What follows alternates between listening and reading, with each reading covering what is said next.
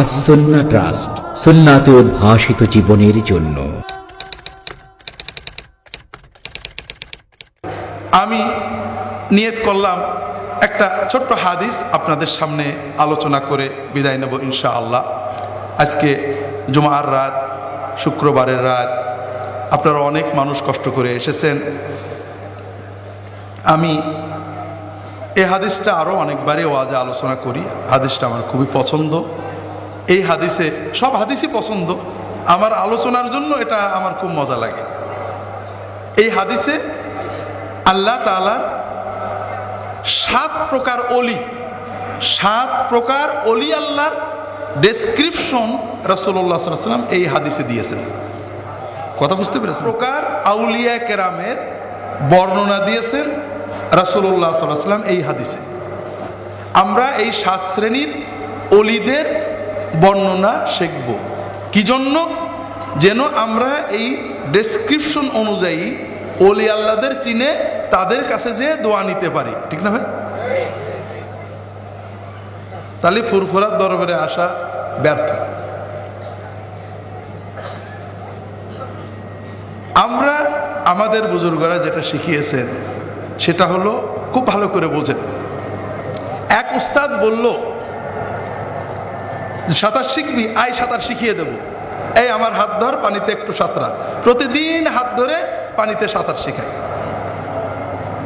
আর এক উস্তাদ বললো, এই চল সাঁতার শিখিয়ে দেবো। এইভাবে হাত দেবে, এইভাবে করবে, এইভাবে কয়েক মিনিট হাত ধরে থেকে ধাক্কা মেরে পানির ভিতর ফেলেছিল। খপাত করে খানিক পানি খেয়ে গিলে টিলে সাঁতার শিখে ফেললো। আপনারা কোন উস্তাদের কাছে যেতে চান? হ্যাঁ, প্রথম জন, ঠিক না? হ্যাঁ, মাশাআল্লাহ মাশাআল্লাহ। একজন বলল যে, দেখ, এমপি সাহেবের সাথে আমার খুব ভালো লাইন ঘাট, আমাকে 2000 টাকা দে, 5000 টাকা দে, আমি এমপি সাহেবের কাছে যেয়ে তোর কাজটা করে দেব। আরেকজন বলল, শোন, এমপি সাহেবের মোবাইল নম্বর আমি জানি, উনি খুব ভালো মানুষ, আমি ওনার কাছে অনুমতি নিছি, তোকে মোবাইল নাম্বার দিলাম, যখন যা লাগে ওনাকে মোবাইলে বলে ওনার সাথে যেয়ে কাজ করে নিবি। আপনার কোনটা চান? নাকি চান যে টাকা 5000 দিয়ে আসলেন, এমপি সাহেব পাইলো না পেলো খোঁজ নেই, আবার কয় মাস পরে বললো আবার হয়তো হইলো না, আবার দিয়ে আসবেন? নাকি কোনটা চান? হ্যাঁ, আমরা এখানে আসছি, আমাদের জিম্মাদারি হলো অলি আল্লাহ চিনে দোয়া চাইতে যাওয়া না, আমরা কিভাবে অলি আল্লাহ হব সেই জন্য আসছি। কথা বুঝতে পারেননি? হ্যাঁ, তাহলে আমরা এই হাদিসটা শুনবো এই নিয়েতে যে আমরা কিভাবে অলি আল্লাহ হব। এখানে প্রবলেম হলো, অলি আল্লাহ মানে আমরা মনে করি একটা আজগবি কিছু। এটা মনে করার কারণ হলো আমাদের সমাজে প্রচলিত গল্পগুলো।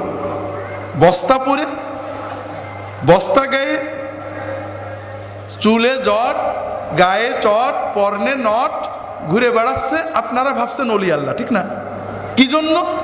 আরে হুজুররা বলেছে আনাল হক, মনসুর হাল্লাদ নাকি চট পড়তো, এটাও তো মনসুর হাল্লাদের মতো হইতে পারে। আছে না? কথা আছে না? হ্যাঁ, এই গল্পের কারণে আমাদের ধারণা অলি আল্লাহ মানে এই ধরনের 7 বছর পা ঝুলিয়ে থাকতে হবে, 13 বছর জঙ্গলে একাকে মোরাকাবা করতে হবে, এইরকম কিছু।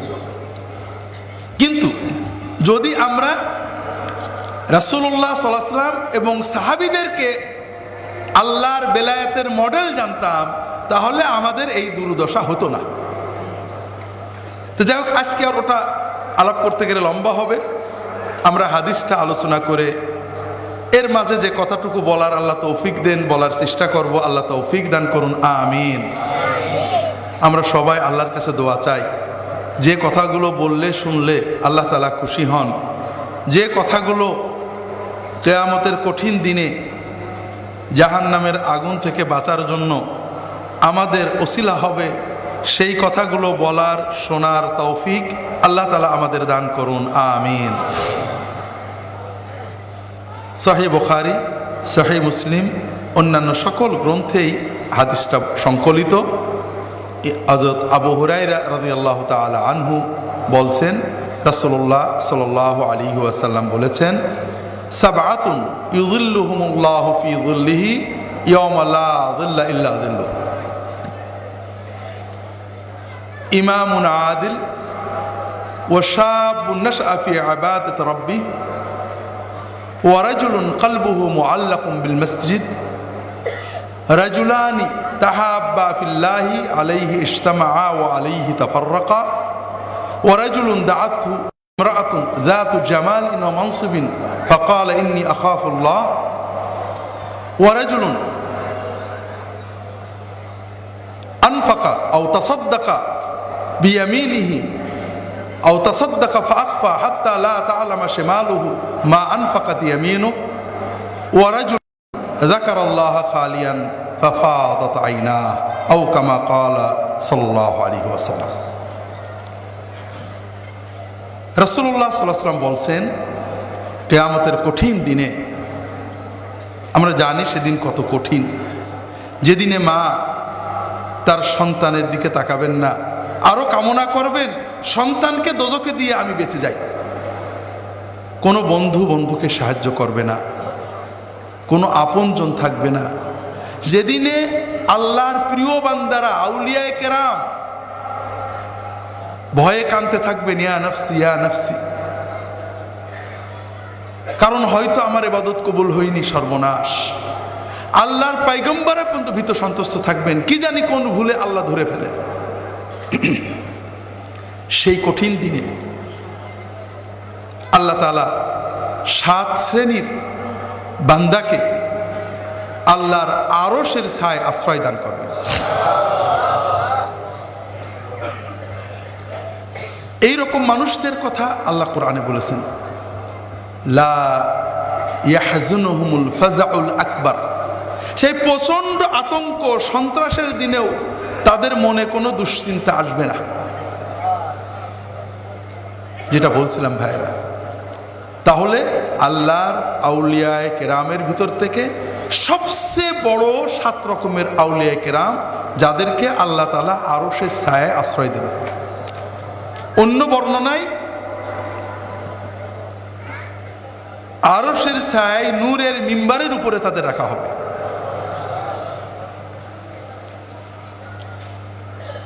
এখন এরা কারা? 7 শ্রেণীর আউলিয়া, যাদের এত ইজ্জত দেবেন আল্লাহ, সর্বোচ্চ ইজ্জত দেবেন। আমরা স্বভাবতই চিন্তা করছি নিশ্চয় খুব তাহাজ্জুদ পড়া, পাগড়ি, দস্তরখান, বাবরি সুন্দর করে একেবারে সুন্নত মতো, জামাটা জুতাটা সুন্নত মতো, অথবা চট পরা, অথবা অন্তত 10 বছর গাছে ঝুলে রেখেছে, এই রকম মনে হয়। এরকম চিন্তা করছেন নাকি? মজার কথা হলো ভাইরা, এই যে 7 রকমের ভিতরে প্রায় সবই মানুষের উপকার করা, মানুষের হক আদায় করা বিষয়। এর ভিতরে প্রথম ক্যাটাগরির ওলি, যারা ফার্স্ট ক্লাসের ভিতরে ফার্স্ট, তারা হলেন রাসূলুল্লাহ সাল্লাল্লাহু আলাইহি ওয়াসাল্লাম বলছেন, আল ইমামুল আদিল, ন্যায়পরায়ণ, ইনসাফকারী শাসক বা প্রশাসক।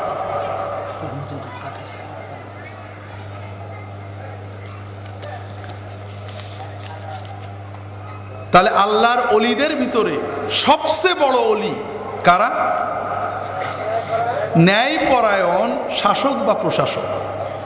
অর্থাৎ যিনি কোনো শাসনের বা প্রশাসনের বা কর্তৃত্ব পেয়েছেন, তিনি তার অধীনস্থদেরকে পরিপূর্ণ ইনসাফের চোখে দেখেছেন, প্রত্যেকের হক আদায় করেছেন, ইনসাফ করেছেন। আদালত আপনারা খুব পরিচিত শব্দ না?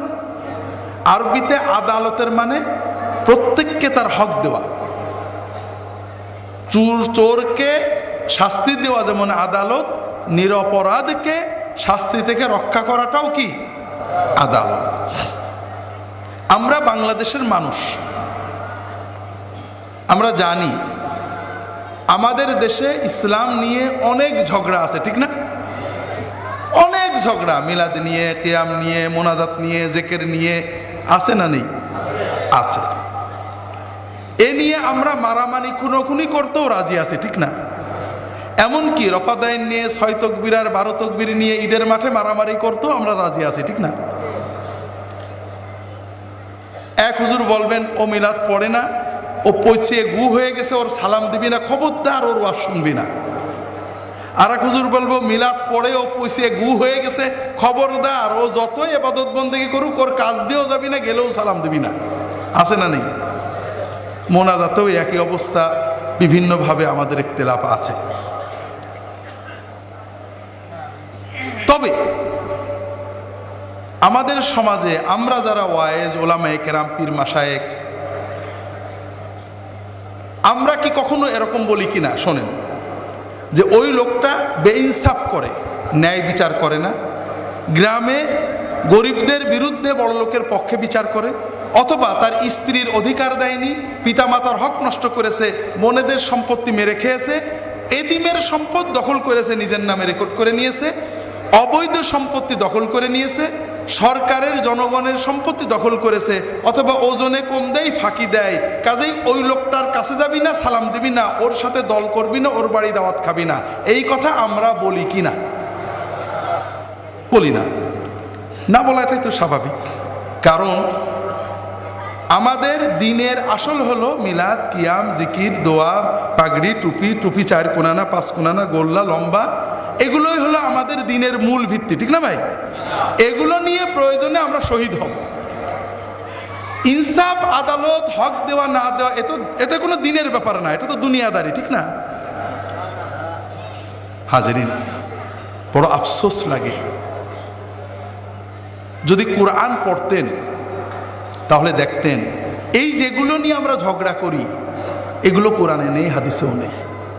এই জন্যই হুজুররা সাধারণ মানুষকে কোরআন পড়তে দিতে চায় না, হাদিস পড়তে দিতে চায় না। সব জিনিস জেনে দেবে, তার তো হুজুর মানবে না। কোরআন পড়ে দেখেন, এগুলো কিচ্ছু কোরআনে নেই। হাদিস পড়ে দেখেন, কোথাও এই সিয়াসিত্তা সহ মুসনাদে আহমদ ইসলামিক ফাউন্ডেশন অনুবাদ করেছে, কিনে পড়ে দেখেন, কিচ্ছু পাবেন না এগুলো। কিন্তু কোরআন কারিমে প্রায় শতাধিক জায়গায় আল্লাহ তাআলা ইনসাফের কথা বলেছেন। 50 জায়গায় তো শুধু ইনসাফ, কিসত এই শব্দগুলোই ব্যবহার করেছেন। পিতার হক, মাতার হক, প্রতিবেশীর হক, ন্যায় বিচার করা, জুলুম না করা, বেইনসাফি না করা ইত্যাদি বারবার বলেছেন। এটা এত বড় ইবাদত যে এই ইবাদতে যদি কেউ পারফেক্ট হয়, সে আখিরাতে আল্লাহর ওলিদের ভিতরে শ্রেষ্ঠতম ওলি হবে। আর যদি কেউ ফেল করে, আল্লাহ রাসূল সাল্লাল্লাহু আলাইহি ওয়াসাল্লাম বলছেন,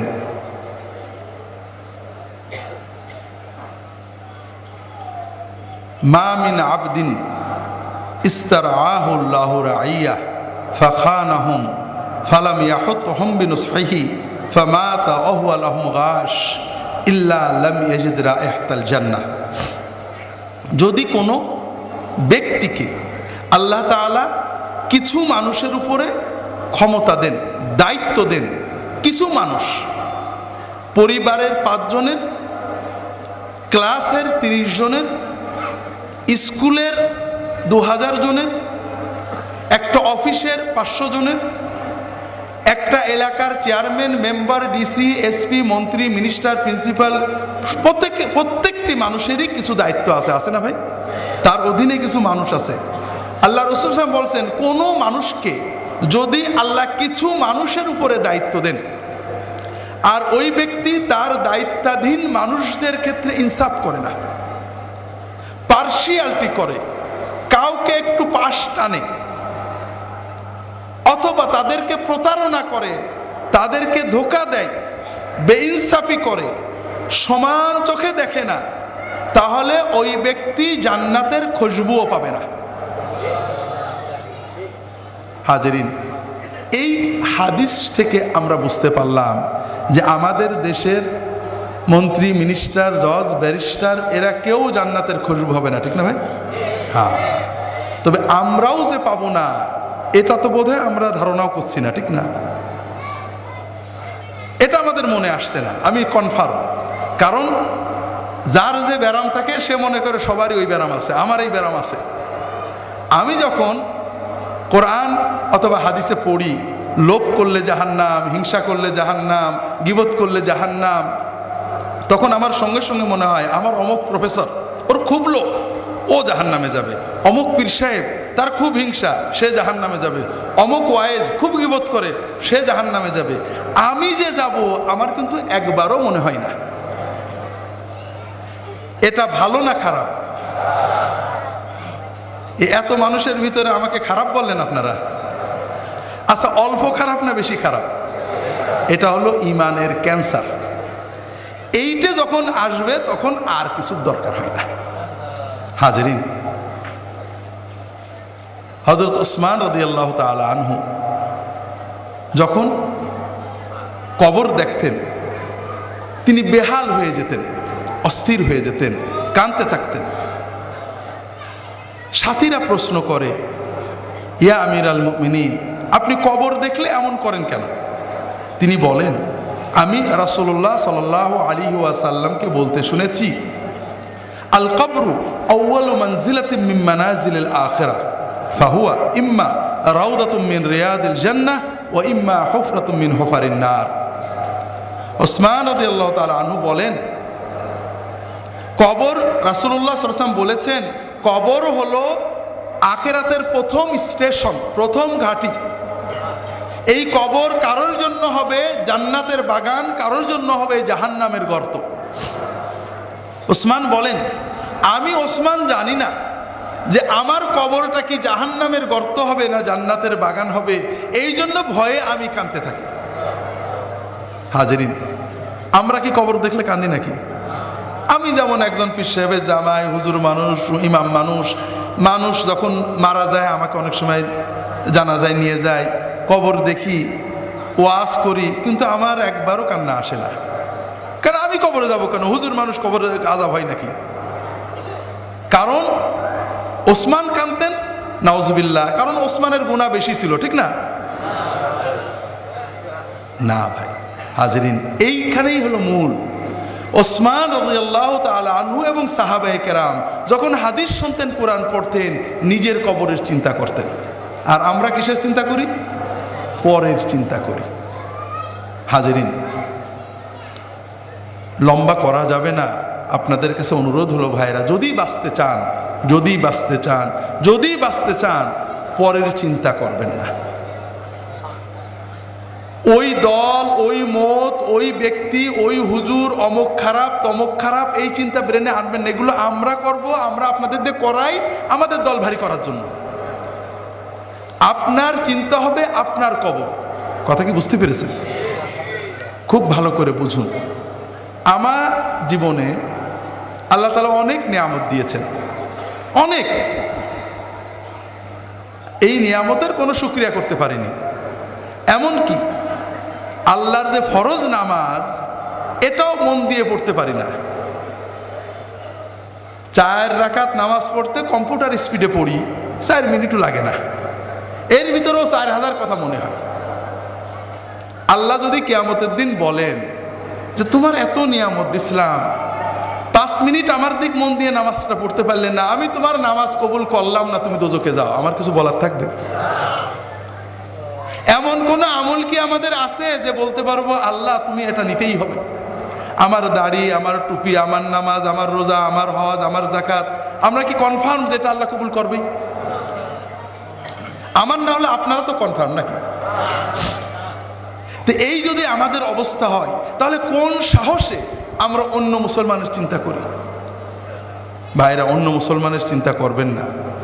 যখন 5 জনে এক জায়গা হবে, নিজেদের কথা চিন্তা করবেন, পরের ভিতর আলোচনা না। ভাই কি অবস্থা? আরে ভাই বলো না, নামাজটা ঠিক করে পড়তাম, মন বসে না, দোয়া করো। ছেলে মেয়েগুলো ভালো করে পালন করতে পারছে না, দোয়া করো। নিজেদের ইমান আমল নিয়ে চিন্তা করবেন, পরের না। ভাইরা, আমরা পরের আলোচনা কেন করি? কারণ কবরে গেলে সর্বপ্রথম মুনকার নাকির আমাদের প্রশ্ন করবে যে তোর প্রতিবেশী জামাত ইসলামের দাড়ি ছোট ছিল কে, তোর পড়শি তবলিগের লোকজন কেন বাইরে গেছিল, তোর প্রতিবেশী অমুক পীর সাহেব কেন খারাপ ছিল, ঠিক না? এই প্রশ্ন করবে। হাজরিন, নিজের কবরের চিন্তা করেন, নিজের হাসরের চিন্তা করেন। নিজে যটুক করতে পেরেছি, যদি মনে করেন ভালো আমল করছি, তাহলে আল্লাহর কাছে দোয়া করেন। যদি দেখেন গোনা হয়ে গেছে, আল্লাহর কাছে দোয়া করেন, আল্লাহ আমার সামান্য আমল কবুল করো, গোনাগুলো মাফ করো। আর তোমার নবীর উম্মত যত আছে, অমুক ভাই তমুক ভাই তমুক ভাই ভুলের ভিতরে আছে, আল্লাহ তাদেরকে হেদায়েত করে ভালো পথ দাও, তাদেরকেও মাফ করো। এইভাবে দোয়া করলে আমাদের লস আছে ভাই? লাভ আছে, অনেক লাভ আছে ভাই। তবে আমরা তো জানি আল্লাহর জান্নাতে জায়গা তো কম, ঠিক না? যদি ফুরফুরার মুরিদরা সব ঢুকে যায়, তাহলে তো আর তবলিগেরা চান্স পাবে না, ঠিক না? যদি জামাত ইসলামরা জান্নাতে যায়, চরমুনা এলাকাতে তো জায়গা হবে না, কম পড়ে যাবে, ঠিক না? হাজরিন, আল্লাহর জান্নাত অনেক বড়। ওয়াসারিউ ইলা মাগফিরাতিম মির রাব্বিকুম ওয়া জান্নাতিন আরদুহাস সামাওয়াতু ওয়াল আরদু উইদ্দাত লিল মুত্তাকিন। তোমরা দৌড়াও, দৌড়াতে থাকো, দ্রুত এগো সেই জান্নাতের প্রতি, যে জান্নাত আসমান জমিনের চেয়েও বড়, যে জান্নাতকে আল্লাহ তাআলা মুত্তাকিদের জন্য বানিয়ে রেখেছেন। কোন মুত্তাকি? সুন্দর পাগড়ি, সুন্দর জুব্বা, দস্তরখান, কোনোদিন লাল দস্তরখান ছাড়া খাই না, এগুলো মুস্তাহাব্বাত, করলে ভালো, না করলে দোষ না। আল্লাহ জান্নাত বানিয়েছেন কোন মুত্তাকির জন্য? আল্লাযীনা ইউনফিকুনা ফিস সাররাই ওয়াদ দাররা ওয়াল কাযিমিনাল গায়যা ওয়াল আফিনা আনিন নাস আল্লাহু ইউহিব্বুল মুহসিনিন। যারা সচ্ছল হোক আর অসচ্ছল হোক, দরিদ্র হোক আর ধনী হোক, সকল অবস্থায় আল্লাহর পথে ব্যয় করে। আল্লাহর পথে ব্যয় করে মানে পীর সাহেবের হাদিয়া দেয়, ঠিক না? না, আল্লাহর পথে ব্যয়ের ভিতরে আলেম ওলামাদের হাদিয়া দেয় খারাপ না, এটাও একটা নফল ব্যয়, যদি আল্লাহর জন্য দেন। যদি মনে করেন লোকটা আল্লাহর একজন ভালো বান্দা, তাকে হাদিয়া দিলে আল্লাহ যদি দেখে যে আমি আল্লাহর জন্য মহব্বত করছি, আল্লাহ খুশি হবে, এই জন্য দিলে নফল ইবাদত। আর যদি মনে করেন হুজুরের দিলে হুজুর খুশি হলে আমার বিপদ করে দেবে, তাহলে কি হবে? সর্বনাশ। আল্লাহর পথে ব্যয়ের সবচেয়ে বড় হলো পিতাকে দেবেন, মাতাকে দেবেন, আত্মীয়কে দেবেন, স্বজনকে দেবেন, গরিবকে দেবেন, এতিমকে দেবেন, আশেপাশে যত মানুষ আছে মানুষকে দেবেন। কথা বুঝতে পারেননি? এটা হলো আল্লাহর পথে ব্যয়। গরিব হোক ধনী হোক, সব অবস্থায়। একটু পরে ব্যাখ্যা করার চেষ্টা করব। এটা গেল একটা। আল্লাহ জান্নাত বানিয়েছেন কোন মুত্তাকিদের জন্য? এক নম্বর, তারা সর্ব অবস্থায় আল্লাহর পথে ব্যয় করে। ওয়াল কাযিমিনাল গায়যা, এর মানে বললে আপনারা কষ্ট পাবেন, বলবো? যারা নিজেদের ক্রোধ দমন করে। বাঙালির জন্য এর চেয়ে কঠিন আর নেই। আল্লাহ রাসূল সাল্লাল্লাহু আলাইহি ওয়াসাল্লাম বলছেন, মান কাযামা গায়যান ওয়া হুয়া ইসতাতিউ আন ইউনাফিযাহু মালা আল্লাহু কলবাহু আমনান। যদি কেউ রাগ হয়েছে এমন মানুষের উপরে যার উপরে রাগ ঝাড়া যায়, এমপি, ডিসি, এসপি অন্যায় করেছে, খুব রাগ হয়েছে, কিছু করা যায় নাকি? মাফ করে দেন, ওই মাফের এত বেশি দাম নেই। যার উপরে রাগ ঝাড়া যায়, নিজের স্ত্রী, নিজের ছেলে, নিজের মেয়ে, কাজের মানুষ, ড্রাইভার, চাকরি করে, গরিব মানুষ, আপনার সে পাওয়ার কম, গ্রামের গরিব মানুষের ছেলে দোকানদার, আপনি পাওয়ারফুল, এমন কথা বলেছে, এমন কাজ করেছে, গ্লাস ভেঙে দিয়েছে, টাকা নষ্ট করেছে, বাজে কথা বলেছে, প্রচন্ড রাগ হয়েছে। আপনি ইচ্ছা করলে চড় বা গালি দিতে পারতেন, শাস্তি দিতে পারেন, 2 দিন জেলেও দিয়ে দিতে পারতেন, কিন্তু আপনি মাফ করে দিলেন।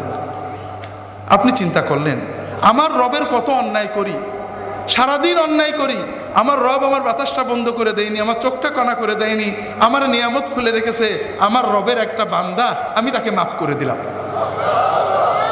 আল্লাহ রাসূল সাল্লাল্লাহু আলাইহি ওয়াসাল্লাম বলছেন, যদি কেউ ক্রোধ এক্সিকিউট করার ক্ষমতা থাকা সত্ত্বেও ক্ষমা করে দেয়, ক্রোধ সম্বরণ করে, আল্লাহ এত খুশি হন যে কিয়ামতের কঠিন দিনে ওই ব্যক্তির অন্তরটাকে শান্তি দিয়ে, নূর দিয়ে ভরে দেবেন। ওয়াল আফিনা আনিন নাস, আল্লাহ বলছেন জান্নাত বানিয়েছি ওই মানুষদের জন্য, ওই মুত্তাকিদের জন্য যারা মানুষদের ক্ষমা করে। তাহলে জান্নাতে যাওয়ার মুত্তাকি হতে গেলেও যে তিনটে গুণ আল্লাহ বললেন, এই তিনটেই কিন্তু মানুষের সাথে সংশ্লিষ্ট, ঠিক না? হাজেরিন, আসলে আমরা দিনকে বুঝতে পারিনি। দিনের কিছু মৌলিক ইবাদত আছে, নামাজ পড়া, রোজা রাখা, হজ করা, যাকাত দেওয়া, সতর ডাকা ইত্যাদি তো করতেই হবে। এগুলো কেন করব?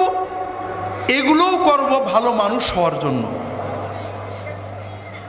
দুনিয়ার জীবনে যেন আমরা জীবনটাকে ভোগ করতে পারি, আখেরাতে অনন্ত শান্তি পেতে পারি।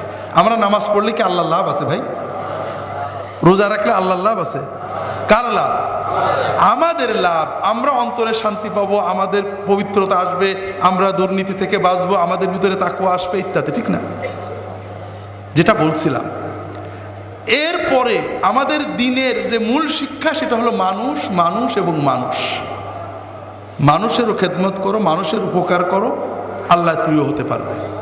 অগণিত হাদিস, আপনি সবে বরাত করেন, সবে মেরাজ করেন, অনেক কিছু করেন, পীরের দরবারে যান, দিনের পর, এগুলো সব ভালো কাজ। তবে এর চেয়েও অনেক সময় ভালো, এর মতোই ভালো, এর চেয়েও ভালো মানুষকে সাহায্য করা। আল্লাহ রসুল সাল্লাল্লাহু আলাইহি ওয়াসাল্লাম বলছেন, আহাব্বুল ইবাদি ইলাল্লাহি আনফাউহুম। আল্লাহ তাআলার কাছে সবচেয়ে প্রিয় মানুষ হলো যে মানুষটা অন্য মানুষের সবচেয়ে বেশি উপকার করে। ওয়া আহাব্বুল আমালি সুরুরুন তুদখিলু ফি কলবি মুসলিম আও তাকদি আনহু দাইনান আও তাতরুদু আনহু জুআন। আর সবচেয়ে প্রিয় নেকামল হলো নফল নেকামল, যে তুমি কোনো ক্ষুধার্ত মানুষের ক্ষুধা দূর করবে, কোনো বেদনাক্লিষ্ট মানুষের অন্তরের বেদনা দূর করবে, কোনো ঋণগ্রস্ত মানুষকে ঋণ মুক্ত করবে, কোনো বিপদগ্রস্ত মানুষকে বিপদ থেকে উদ্ধার করবে। এর চেয়ে বড় নেক আমল আর কিছুই নেই।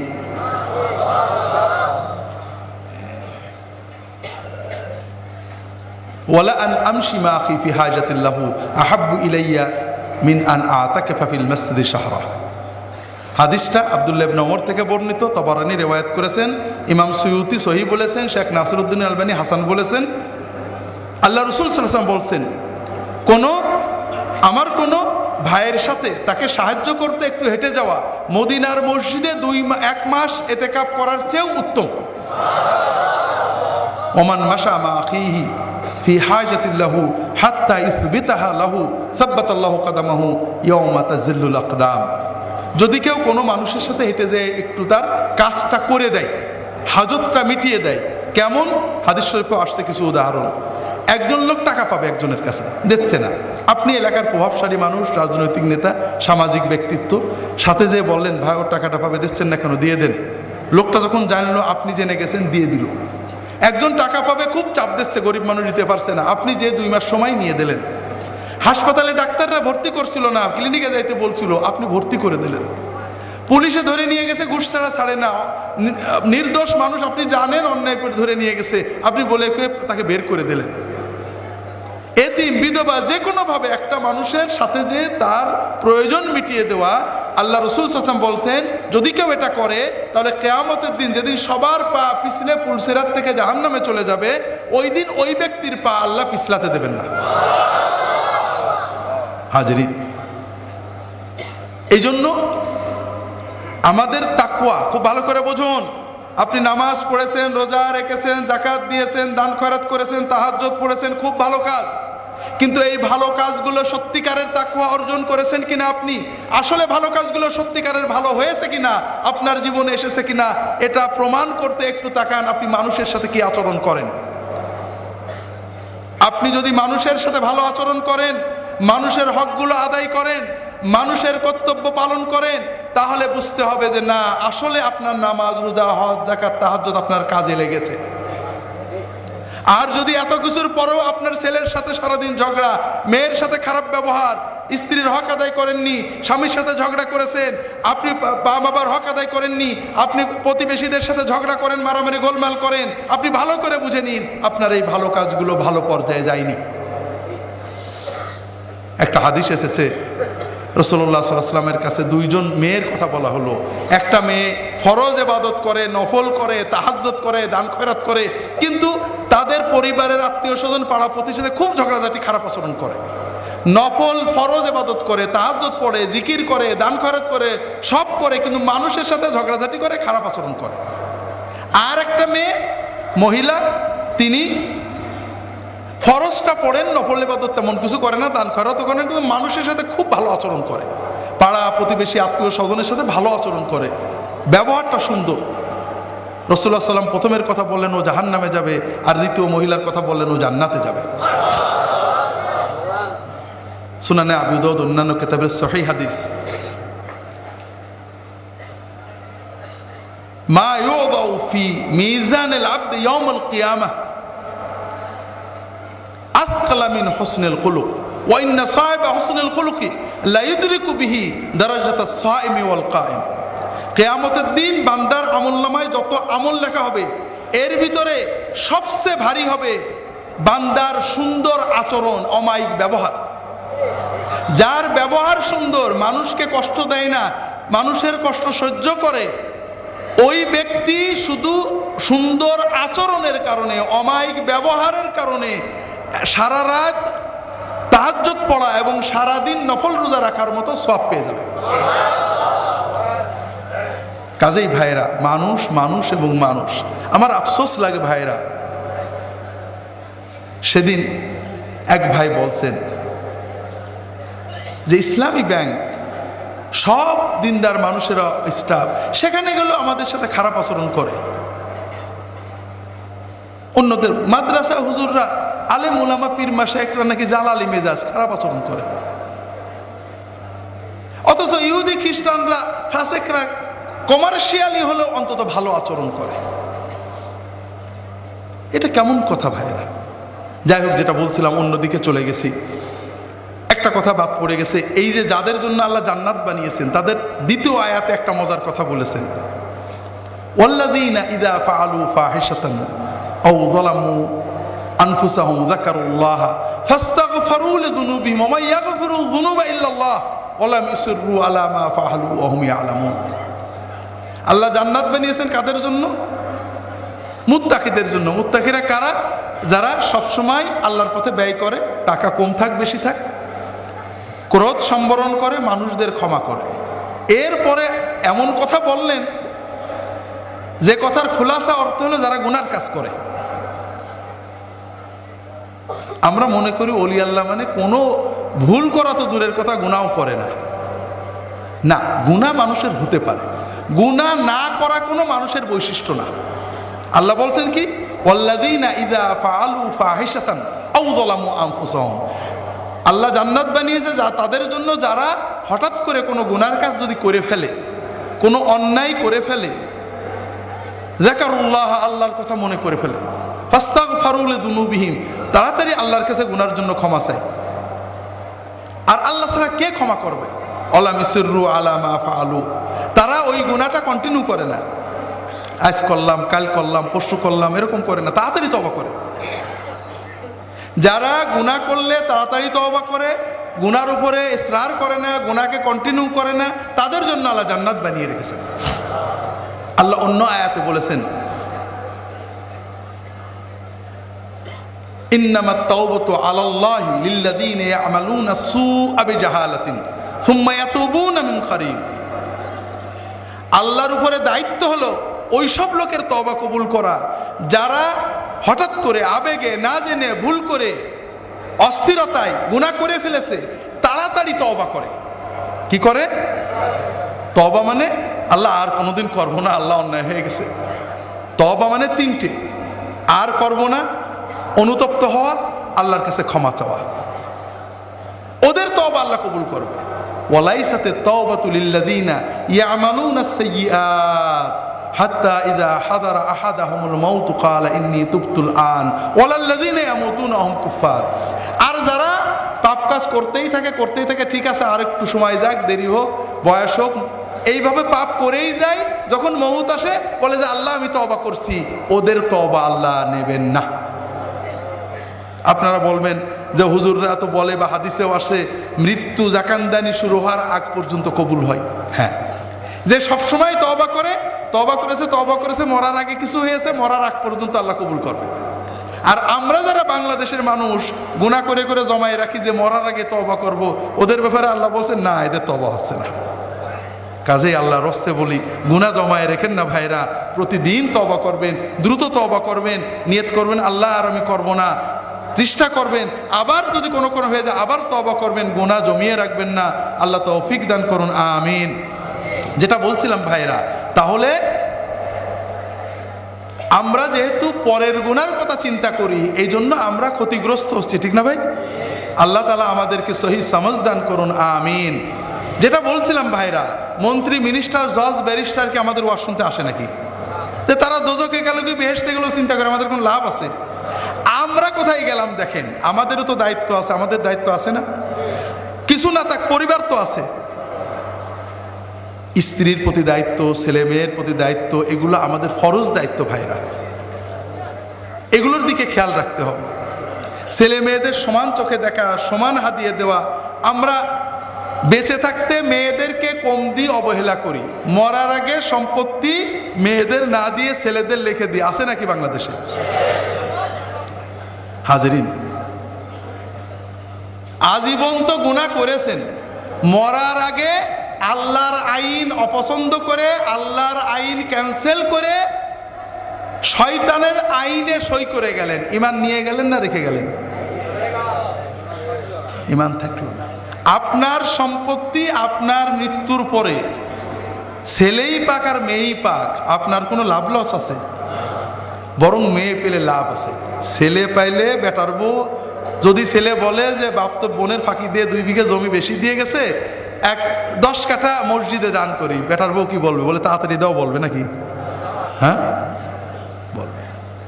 আর যে মেয়েকে বঞ্চিত করেছেন, ওই মেয়ে হয়তো ওর স্বামীর টাকা থেকে ফকিরে 2 প্লেট খাবার দেবে আপনার নামে।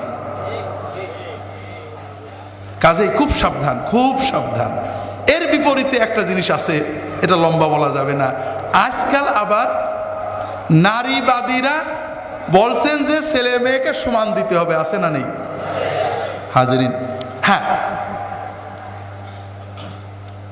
ইসলামে টোটাল ব্যবস্থাকে যদি ভেঙে দেন সেটা অন্য কথা। ইউরোপে, আমেরিকাতে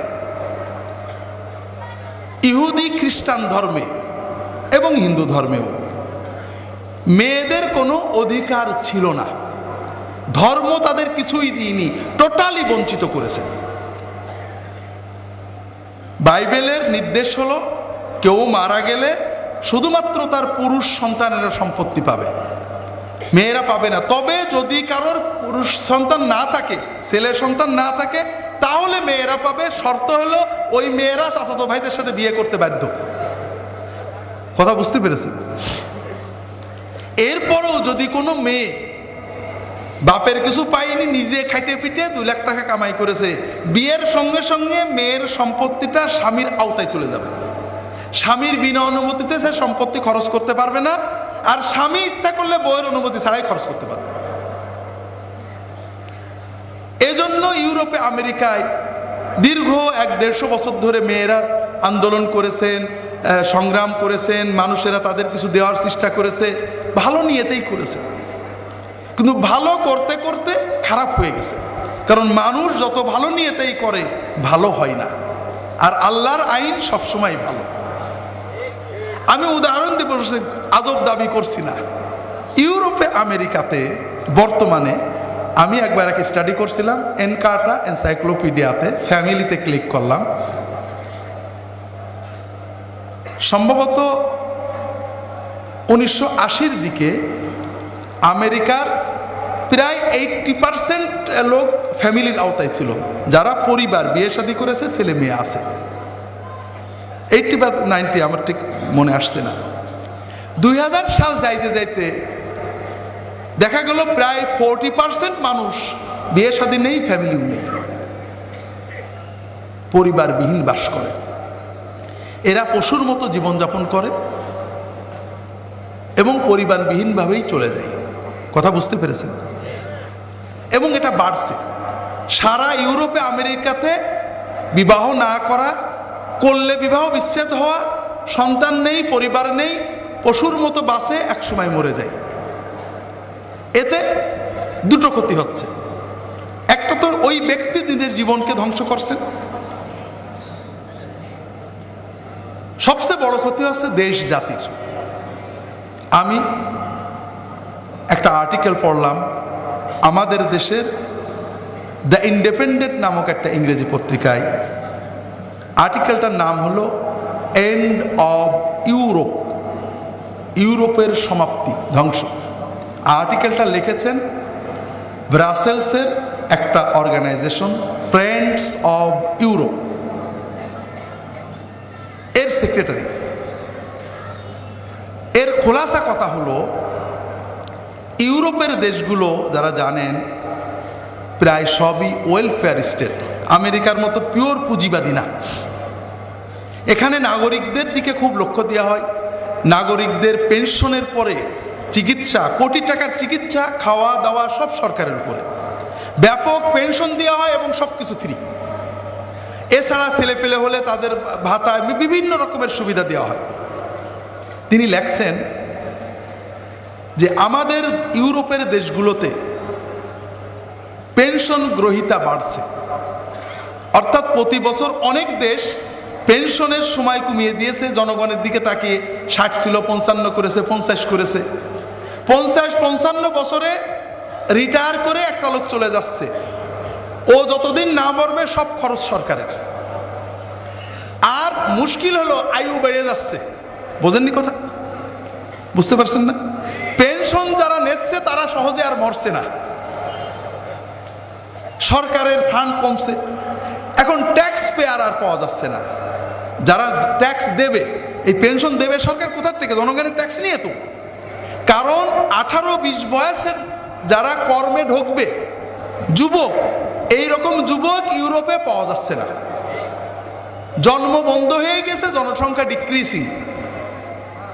এখন ইউরোপের বিকল্প হলো হয় বাইরে থেকে লোক আনতে হবে, না হলে কল কারখানা মিল সব বন্ধ হয়ে যাবে, অথবা নিজেদের ধ্বংস স্বীকার করে নিতে হবে।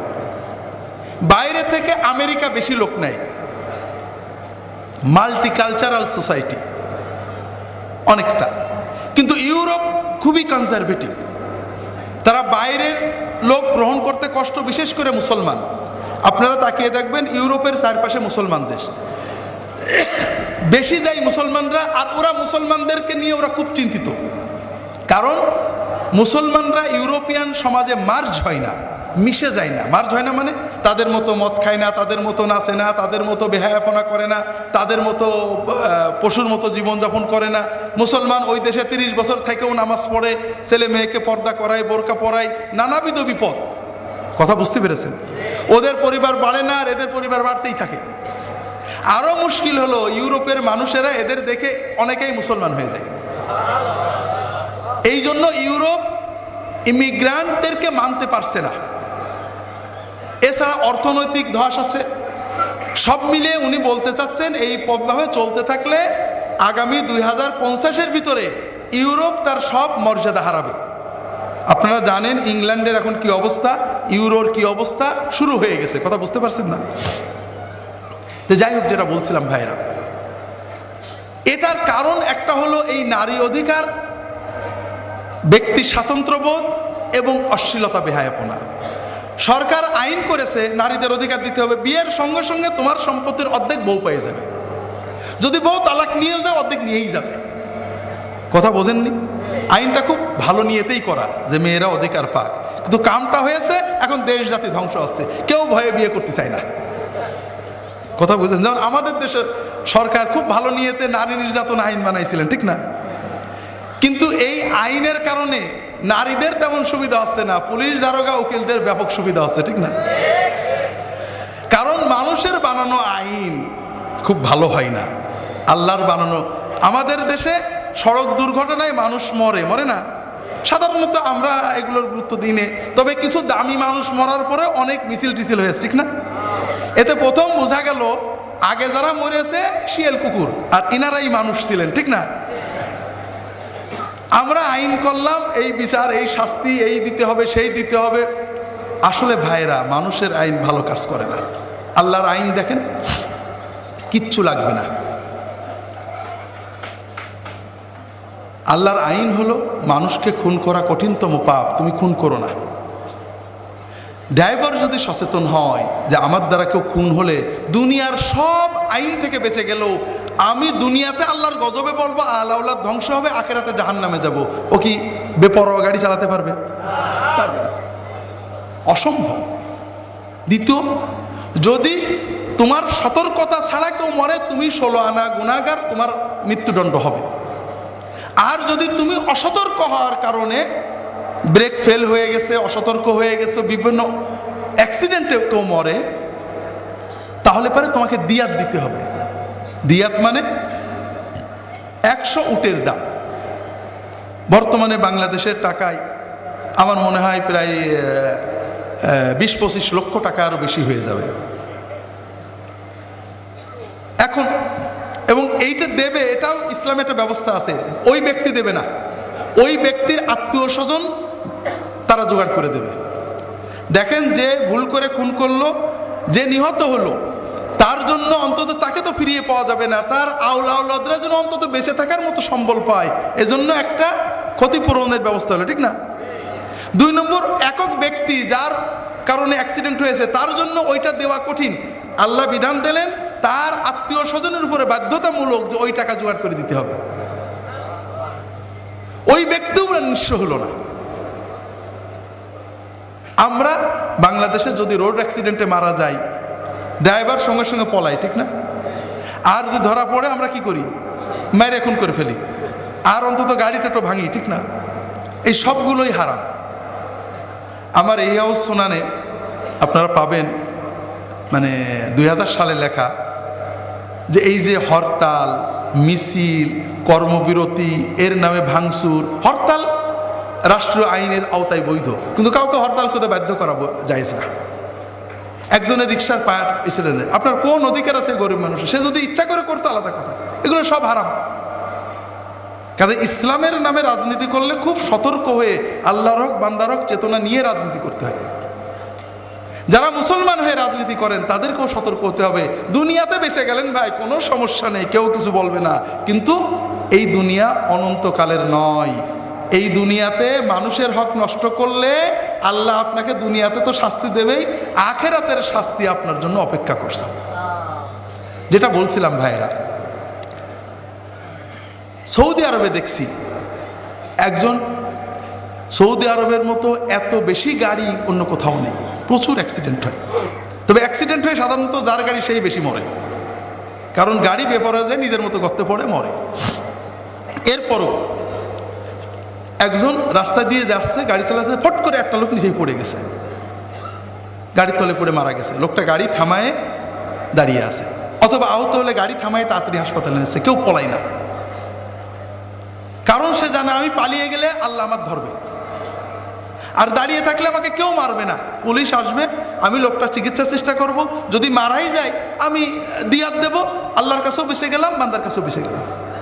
কথা বোঝেন? এখন আপনি নতুন আইন যতই বানান কাম হবে না। আর একটা হলো, আল্লাহর আইন মানুষের কলবকে প্রভাবিত করে।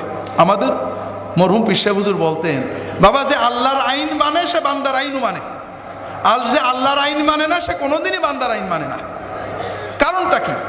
যার মনে আল্লাহর ভয় আছে সে চুরি করে না, ঠিক না? সে ওরকম রাষ্ট্রের আইনও মানে। আর যার আল্লাহর ভয় নেই এবং জানে যে রাষ্ট্রের আইন অমান্য করলে কিছু হয় না, সে কি রাষ্ট্রের আইন মানবে নাকি? না। এই জন্য আমরা যত আইন করি, আইনে কাজ হয় না। যত কিছু বলি, দুর্নীতিকে না বলুন, কাজ হয় নাকি? কিন্তু ইমাম সাহেব যখন বলেন যে বাবারা ঘুষ নেবেন না, ঘুষ দেবেন না, অন্তত 2-1 মানুষের মনে হেদায়েত আছে, আসে না? তো দুর্ভাগ্য, আমরা দেশের উন্নতির জন্য আলেম সমাজকে সেইভাবে ব্যবহার করতে পারছি না, তাদেরকে সুযোগও দিচ্ছি না। আল্লাহ মাফ করেন। যেটা বলছিলাম ভাইরা, নারী অধিকারের নামে আমরা দেখলাম, তাহলে ইউরোপ আমেরিকা নারীদের অধিকার দিতে যে এমন কিছু করেছে যে সমাজের পতন আসছে। আর একটা জিনিস, মেয়েদের অধিকার, মেয়েরা কর্ম করবে, সকল ক্ষেত্রে সমান অধিকার। এটা হলো প্রকৃতির সাথে যুদ্ধ ঘোষণা করা। আল্লাহ মানুষকে বানিয়েছেন নারী পুরুষকে পৃথকভাবে, নারীর একটা প্রকৃতি, পুরুষের একটা প্রকৃতি। ক্রোমোজোম থেকে শুরু করে হরমোন পর্যন্ত প্রতিটি ক্ষেত্রে, এটা যারা বিজ্ঞান ডাক্তার পড়েন জানেন। নারীকে নারী রেখে পুরুষকে পুরুষ রেখে অধিকার দেন, তাহলে মানব সভ্যতা টেকবে। আর যদি সমান অধিকারের নামে পুরুষকে নারীর কাজ আর নারীকে পুরস্কার দেন, তাহলে বিশ্ব মানবতা ধ্বংস হবে, পরিবার থাকবে না, সন্তান জন্ম হবে না, মানবতা দ্রুত ধ্বংস হয়ে যাবে। কথা কি বুঝতে পেরেছেন? ইউরোপের মেয়েরা, তারা মেয়েলি কাজ করবে না, আর্মি হবে, পাইলট হবে, অ্যাডমিনিস্ট্রেটিভ অফিসার হবে, যে কাজগুলো পুরুষদের। এই কাজগুলো করতে যাওয়াতে তাদের ভিতরে পুরুষালী ভাব আসে, মেয়েলিত্ব থাকে না। পরিবার বিয়ে করে আরেকজনের কথা শুনবে, ওদের ও বাদ দে। কথা বুঝতে পেরেছেন? বিয়ে করলেও টেকে না, ও তো অফিসার, বস, ডাইরেক্টর, ওর উপরে আরেক ডাইরেক্টর স্বামী মাতবরি করবে, মানে না। পরিবার ভেঙে যাচ্ছে। ইসলাম কি বলছে? ইসলাম বলছে অবশ্যই সমান অধিকার, সমান সুযোগ, বরং নারীরা প্রিভিলেজড, অধিক অধিকার পাবে, তবে নারীকে নারীর নারীত্ব রেখে, পুরুষকে পুরুষের পুরুষত্ব রেখে। আর এজন্যই নারীকে দায়িত্বমুক্ত করা হয়েছে। আমি এ ব্যাপারে এর আগেও আপনাদেরকে উদাহরণ দিয়েছি, জানি না অনেকে হয়তো শুনেছেন। সংক্ষেপে শুধু আপনাদের বোঝার জন্য ভাইরা, ইসলামের যে কমপ্লিট এই ইমারত, সৌধ, এটাকে বোঝেন। আমার আব্বা মারা গেলেন, 10,000 বা 10 লাখ টাকা বা 10 কোটি টাকা রেখে গেলেন, 10 লাখই ধরলাম সম্পদ তার। আমরা 2 ভাই বোন, 1 ভাই 1 বোন। ইসলামী শরীয়তের আইনে আমি পাবো 2 ভাগ, বোন পাবে 1 ভাগ, ঠিক না? তাহলে মনে করেন আমি 6.5, আমার বোন 3.5, এরকম না? জি, বোন কম পেল। এখন আমরা দুজনেই বিবাহ করব। আমি বিবাহ করতে যে আমার বউকে মোহর দিলাম 1 লাখ, থাকলো কত? 5.5। বিয়ের খরচপত্রও আছে, কম করে ধরলাম 50,000, থাকলো কত? আমার বোনও বিবাহ করবে, বোন তার স্বামীকে মোহর দিল 1 লাখ, হ্যাঁ দেবে না? ও, বউ পাবে, তাই না? ও, তাহলে ভুল হয়েছে। বউ যদি পায়, তাহলে তার 3.5 লাখের সাথে 1 লাখ যোগ হলো, কত হলো? তাহলে আমার আছে কত? আমার বোনের আমি কম করে ধরলাম 4.5 থাকলো, গুড। এখন বিয়ে শাদী হলো, সংসারের, আমার সংসারে আমার স্ত্রী বা ছেলে মেয়ে হলে তাদের খরচপত্র কার উপরে? তাহলে আমি 5 লক্ষ টাকার মালিক, আমার দায়ভার হলো প্রতি মাসে 10,000 টাকা খরচ করতে হবে, ঠিক না? আমার বোন, সে 4.5 লাখ টাকার মালিক, তার স্বামী এবং তার সন্তানদের খরচের দায়ভার আমার বোনের উপরে, ঠিক না? মাসে তাকে 5 লাখ খরচ করতে হবে, 5,000 কত খরচ করতে হবে? 0, ঠিক না? তাহলে আমার বোনের সম্পত্তি এবার বাড়ছে, এই 4, 4.5, 5 লাখ টাকা বৃদ্ধি পাচ্ছে যেখানেই বিনিয়োগ করুক। আর আমারটা কি বাড়ছে নাকি? এবার তৃতীয় পর্যায়, সেটা হলো আমিও বিধবা হলাম, আমার বোনও বিধবা হলো। আমার থাকলো 2টো বাচ্চা, বোনের থাকলো 2টো বাচ্চা। আমার এবং 2 বাচ্চার খরচ কার উপরে? আমার উপরে। আমার বোনের 2 বাচ্চার খরচ কার উপরে? বোনের উপরে না, বোনের শুধু নিজের পেট, তার 2 বাচ্চা তার পরিবারের উপরে। বোনের অধিকার হলো যতদিন বিবাহ না করবে সন্তান তার কাছে থাকবে, কিন্তু খরচ দেবে কে? ওই মৃত ব্যক্তি বা তালাকদাতা ব্যক্তি বা তার আত্মীয় স্বজন। কথা বুঝতে পেরেছেন? অথবা না দিলে রাষ্ট্র। এইবার বলেন তো, আল্লাহকে আমার বোনকে কম দিয়েছে না বেশি দিয়েছে? হ্যাঁ। কেন? এই মানব সভ্যতাকে টিকিয়ে রাখতে আমার বোনকে সময় দিতে হবে সন্তানের জন্য, ঠিক না? তো যাই হোক ভাইরা, এই জন্য আমরা বিষয়টা বুঝি। আল্লাহ নারীদের যেটা দিয়েছেন ওইটা আমরা পরিপূর্ণ করে দিই, এরপরে দেখি সমাজ ঠিক হয়েছে কিনা। আমরা নারী অধিকারের নামে চিল্লাচিল্লি করছি, যারা মিছিল করছি বাড়ি যেয়ে দেখেন কেউ নারীকে অধিকার, যারা মিছিল করছে নারীর সমান অধিকার দিতে, বাড়ি যেয়ে দেখেন সে বোনের সম্পত্তি দিইনি, খোঁজ নিয়ে দেখেন। হাজিরিন, তো যাই হোক ভাইরা, যেটা বলছিলাম, ইনসাফ করতে হবে নিজের কাজে, দায়িত্বে, পরিবারে, সমাজে, স্কুলে, কলেজে, সব জায়গায়। এখন মনে করেন আমি ফুরফুরা হুজুরের জামাই, বিশ্ববিদ্যালয়ে আমার ক্লাসে 100 জন ছাত্র আছে, এর ভিতরে ব্রিলিয়ান্ট 2 জন ছাত্র আছে, একজন হিন্দু অথবা কমিউনিস্ট, ইসলাম বিরোধী, অত্যন্ত নাস্তিক কথা বলে, আর একজন ফুরফুরার হুজুরের মুরিদ, খুব ধার্মিক। দুজনেই পরীক্ষা দিয়েছে, দুজনেই ভালো রেজাল্ট করেছে, কিন্তু বিচারে দেখা যাচ্ছে ওই নাস্তিক ছেলেটা বা অমুসলিম ছেলেটা ফার্স্ট হয়ে যাচ্ছে। আমি চিন্তা করলাম যে এ যদি ফার্স্ট হয় ও প্রফেসর হবে, ইসলামের ক্ষতি করবে, কাজেই আমি এই আল্লাহওয়ালা ছেলেটাকে 5টা নাম্বার বাড়িয়ে দিই, তাতে আমার সওয়াব হবে, ঠিক না? কি হবে? জুলুম হবে, গুনাহ হবে, বেইনসাফি হবে। ওই যে আল্লাহ রসুল সাল্লাল্লাহু আলাইহি ওয়াসাল্লাম বললেন যে ইনসাফ না করলে জান্নাতের খুশবুও পাবে না, ওটা শুধু অন্যদের জন্য, হুজুরদের জন্য তো না, ঠিক না? কাজেই খুব সাবধান প্রতিটি ক্ষেত্রে ভাইরা। ইনসাফের ক্ষেত্রে কোনো ধর্ম নেই, পিওর ধর্মনিরপেক্ষ বিষয়। আল্লাহ কোরআনে বলেছেন, লা ইয়াজরিমান্নাকুম শানাআনু কওমিন আলা আল্লা তা'দিলু ই'দিলু হুয়া আকরাবু লিত-তাকওয়া। তোমাদের দুশমন, ইসলামের দুশমন, অমুসলমান, কাফের, মুশরিক, খুব শত্রুতা আছে, খবরদার এই শত্রুতার কারণে ইনসাফ তরক করবা না। একেবারে পরিপূর্ণ ইনসাফ কায়েম করা তোমাদের উপরে ফরজ। তো যাই হোক ভাইরা, লম্বা হয়ে গেল, বাকিগুলো সংক্ষেপ করে ফেলবো ইনশাআল্লাহ। তাহলে প্রথম ক্যাটাগরির আল্লাহর ওলি কারা? যারা ইনসাফ করেন। অন্য হাদিসে, সহিহ মুসলিমের হাদিসে আব্দুল্লাহ ইবনে ওমর রাদিয়াল্লাহু তাআলা আনহু বলছেন, রাসূলুল্লাহ সাল্লাল্লাহু আলাইহি ওয়াসাল্লাম বলেছেন,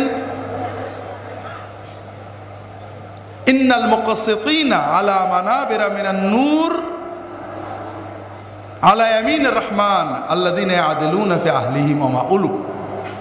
যে সমস্ত মানুষ তাদের পরিবারে, নবীজি আবার পরিবার বলে দিলেন, এবং সকল দায়িত্বে, যে সকল মানুষ নিজেদের পরিবারে এবং সকল দায়িত্বে ইনসাফ করে, আল্লাহ তাআলা তাদেরকে কিয়ামতের দিন আরশের ডাইনে নূরের মিম্বরের উপরে রেখে দেবেন। আল্লাহ তাআলা তৌফিক দান করুন, আমিন। দ্বিতীয় ক্যাটাগরি আল্লাহর ওলি কারা? আল্লাহ রসুল সাল্লাল্লাহু আলাইহি ওয়াসাল্লাম বলছেন, শাবুন নাশআ ফি ইবাদাতি রাব্বিহি।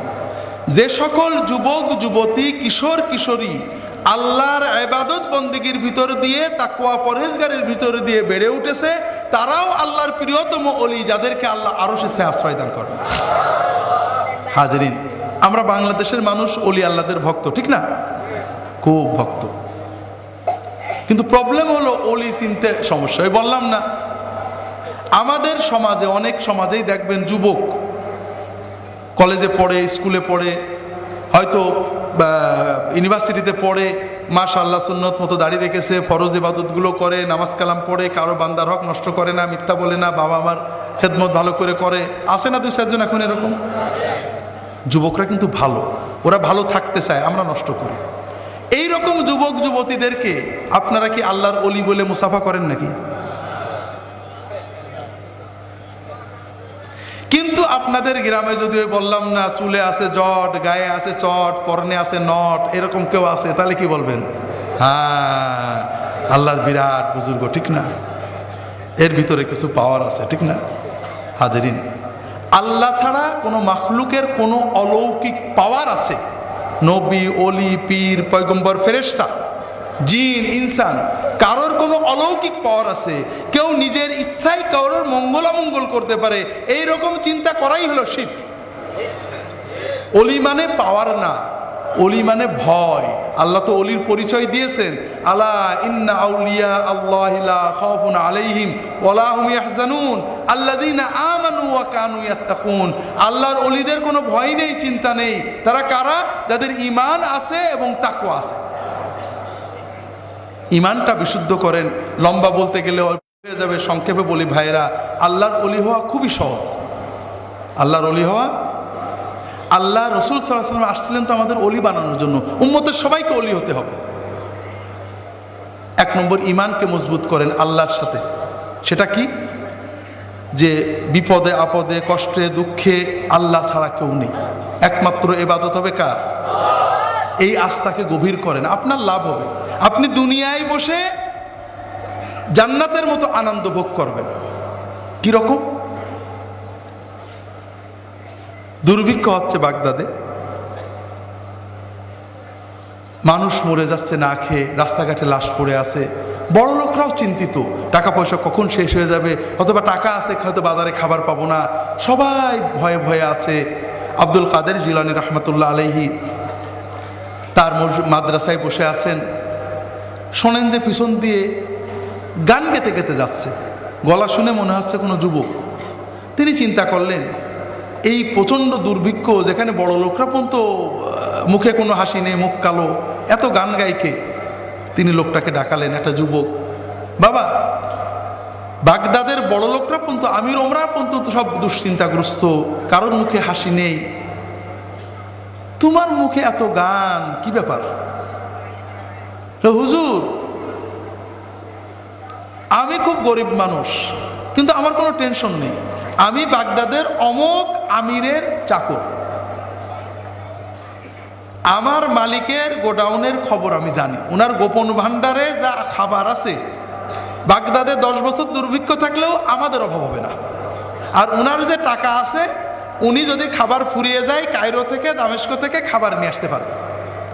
কাজেই হুজুর আমার কোনো টেনশন নেই, আমি মালিকের কাজ করি আর গান গাই, বাড়ি যেয়ে খাই। কথা বোঝেননি?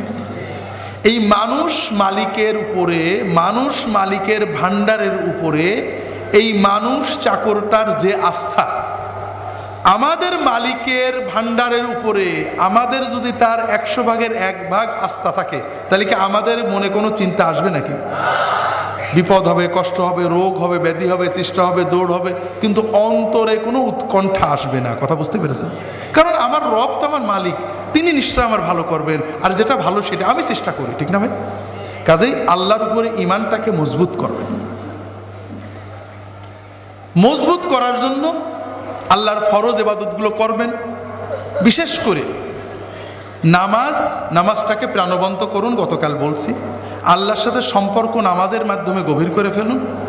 আর নামাজের বাইরে নফলের ভিতরে সবচেয়ে বড় যেটা আপনাকে সাহায্য করবে আল্লাহর ওলি হতে, সব সময় আল্লাহ জিকির করতে থাকুন। সুন্নত জিকিরের কথা একটু পরে বলবো। জিকির করতে অজু লাগে না, গোসল লাগে না, অজু ছাড়া গোসল ছাড়া হাঁটতে বসতে আল্লাহর জিকির করবেন, আর নামাজটা পড়বেন, দরুদ শরীফ বেশি করে পড়বেন। এতে কি হবে? আল্লাহর উপরে ওই আস্থাটা ক্রমেই গভীর হবে। 2 নম্বর হলো মুহাম্মদুর রাসূলুল্লাহ সাল্লাল্লাহু আলাইহি ওয়াসাল্লামের উপরে ঈমানটা গভীর করুন। কথা বুঝতে পেরেছেন? কিভাবে? আপনার সকল চেতনা, সকল কর্ম, আপনার সামনে শুধু তিনিই থাকবেন। কিভাবে তার মতো হব? তার মতো হাঁটা, তার মতো চলা, তার মতো নামাজ, তার মতো জিকির, তার মতো খাওয়া ভুল হতে পারে, অথবা জানার পরেও হয়তো আলসেমি করে না করতে পারি, কিন্তু উনার চেয়ে বড় কোনো আদর্শ আছে, উনার মতো না হাঁটে ফুরফুরার বিশ্বের মতো হাঁটলে একটু ভালো হবে, এই রকম চিন্তা যেন ব্রেনে না আসে। কথা বুঝতে পেরেছেন? এই জন্য কি করতে হবে? এই আস্থাকে, এই ঈমানকে বাড়াতে বেশি বেশি করে রাসূলুল্লাহ সাল্লাল্লাহু আলাইহি ওয়াসাল্লামের হাদিস পড়তে হবে, তার সিরাত, সহিহ সিরাতগুলো পড়তে হবে, বেশি করে তার উপরে দরুদ পড়তে হবে, এবং যারা রাসূলুল্লাহ সাল্লাল্লাহু আলাইহি ওয়াসাল্লামের সুন্নতকে ভালোবাসেন তাদের সোহবতে যেতে হবে। কথা বুঝতে পেরেছেন? এভাবে ঈমানকে গভীর করেন। তাকওয়া, আল্লাহকে ভয় করেন। 2টো বিষয়, হালাল খেতে চেষ্টা করেন, হারাম বর্জন করেন, মানুষের ক্ষতি করেন না, কষ্ট দিয়ে না, মানুষের হক মেরেন না। এইগুলো মোটামুটি মানলে আপনি দুনিয়াতেই দেখবেন আল্লাহর ওলি হওয়ার আনন্দ ভোগ করছেন, ইনশাআল্লাহ আখিরাতেও আল্লাহর ওলি হয়ে উঠে পড়বেন। তো যাই হোক, যুবকদের জন্য বলছি, যেটা বলছিলাম, যুবকদের জন্য অবস্থা খুবই খারাপ, মেয়েদের, ছেলেদের। কারণ যেটা আপনাদের বলেছি, আন্তর্জাতিক বিশ্ব, বিশেষ করে পাশ্চাত্য জগৎ, তারা তাদের সমাজকে হারিয়ে ফেলেছে, অবক্ষয়ে চলে গেছে। যে কারণে তারা অবক্ষয়ে গেছে, অনেক পজিটিভ গুণ থাকার কারণেও, ইউরোপ আমেরিকার অনেক পজিটিভ গুণ আছে, সেখানে মানবাধিকার আছে, সেখানে ন্যায় বিচার আছে, সেখানে কর্মের সততা আছে, সেখানে আইনের শাসন আছে। কথা বুঝেছেন? প্রেসিডেন্টের মেয়েও খারাপ গাড়ি চালানোর কারণে ট্রাফিক পুলিশে ধরে নিয়ে যায়, আছে না?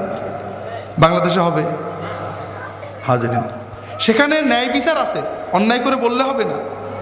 সারা মুসলিম বিশ্বের যে কোনো দেশে, বাংলাদেশ, সৌদি আরব সহ, যদি কাউকে বলা হয়, মওলানা সাহেব, হুজুর সাহেব, ইসলামী দলের লোকেদের বলা হয় যে তোমার বিচারটা বাংলাদেশে হবে না আমেরিকায় হবে, কি বলবে? কোথায় হলে খুশি হবে? হ্যাঁ, আমেরিকায় হলে। কি জন্য?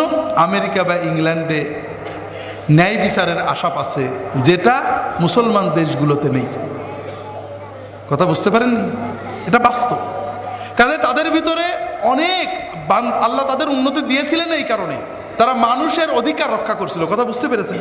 কর্মস্পৃহা, কর্ম উদ্দীপনা ছিল। আবার অনেক নেগেটিভ আছে, অশ্লীলতা, বেহায়াপনা, যেগুলো বলছিলাম। আমরা বাংলাদেশের যুবক যুবতী, কিশোর কিশোরী সমাজকে কোনো পজিটিভ দেওয়া হচ্ছে না, আমরা পারছি না। ওদের মতো মানবাধিকারবাদী, ওদের মতো গণতন্ত্রমনা, ওদের মতো ন্যায় বিচারপন্থী, ওদের মতো কর্মস্পৃহা, কিন্তু ওদের অশ্লীলতাগুলোকে আমাদের ঢুকিয়ে দেওয়া হচ্ছে। এই যে 31st নাইট আসছে, তাই না? মদ মদ মদ, বেহায়াপনা, অশ্লীলতা সারা ঢাকা ছেয়ে গেছে।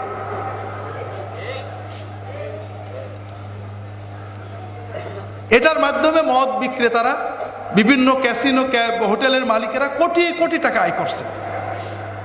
কিন্তু ধ্বংস হচ্ছে কারা? এই যুব সমাজ। শুধু আমাদের দেশ না, ওরা নিজেরা এই মাদকতার মাধ্যমে, অশ্লীলতার মাধ্যমে ওদের জীবনটা পঙ্গু হয়ে যাচ্ছে। ওদের বয়স যখন 60 হবে, 70 হবে, 80, 50 হবে, ওরা নিজেদেরকে কিছুই পাবে না। পরিবার নেই, অশান্তি, মানে একটা অথর্ব জীবনে তারা চলে যাবে। এই জন্য যুবকদের জন্য কথা হলো যে তোমাদের আশেপাশে আমরা এখন বাণিজ্যিক সাম্রাজ্যবাদের নিয়ন্ত্রণে রয়েছি। বাণিজ্য, বাণিজ্য এবং বাণিজ্য। বাণিজ্যের জন্য সিনেমা, নাটক, নাচ, গান, পণ্য প্রচার, এক বাণিজ্য থেকে আরেক বাণিজ্য, আরেক বাণিজ্য। এই কামাইয়ের জন্য একটা মেলা দিয়ে 2 কোটি টাকা কামাই করে নিয়ে যাবে, জুয়া দিয়ে, হাউজি দিয়ে 2 কোটি টাকা কামাই করে নিয়ে যাবে। এজন্য তুমি ধ্বংস হলে কিছুই আসে যায় না। কথা বুঝতে পারেননি? তোমাকে সচেতন হতে হবে। দরকার ছিল পিতামাতার সচেতন হওয়া, দরকার ছিল সমাজের নেতৃবৃন্দের সচেতন হওয়া, কিন্তু আমরা পারছি না। যুবকদের জন্য প্রথম যে কথা বলি, যে তুমি যদি মনে করো আমি 25-30 বছর যৌবনকে উপভোগ করব, তাহলে তুমি যা ইচ্ছা করো। আর যদি তুমি চাও যে 50, 60, 70, 80, 90, 100 বছর পর্যন্ত জীবনকে উপভোগ করব, শুধু যৌবন নয়, পূর্ণ জীবনটাকে উপভোগ করব, তাহলে একটু সতর্ক হও, সচেতন হও। অন্তত নামাজটাকে কখনো ছাড়বে না। যে অবস্থায় থাকো নামাজ পড়বে। না জানলে আজকে থেকে নিয়ত করো, আর কখনো নামাজ কাজা করব না। শিখতে থাকবো, শিখবে কিভাবে ভালো করে বোঝো। শুধু দোয়া মুখস্থ করবে না, প্রত্যেকটার অর্থ মুখস্থ করবে। গ্র্যাজুয়ালি অর্থ বুঝে নামাজ পড়বে, হৃদয়ের চেয়ে বেশি শান্তি পাবে না। আর এখন অন্তত কিছু না পড়ো, আল্লাহু আকবার বলে নামাজে দাঁড়াও। আল্লাহু আকবার, আল্লাহু আকবার, আল্লাহু আকবার। দাঁড়িয়ে কিছু আল্লাহু আকবার, সেজদায় আল্লাহু আকবার, শুধু আল্লাহু আকবার দিয়ে নামাজ পড়বে। ওতেই নামাজ হয়ে যাবে, 16 আনা সওয়াব পাবে। আল্লাহর দপ্তরে তুমি ওলি, আল্লাহর বান্দা হিসেবে তোমার নাম লেখা হয়ে যাবে।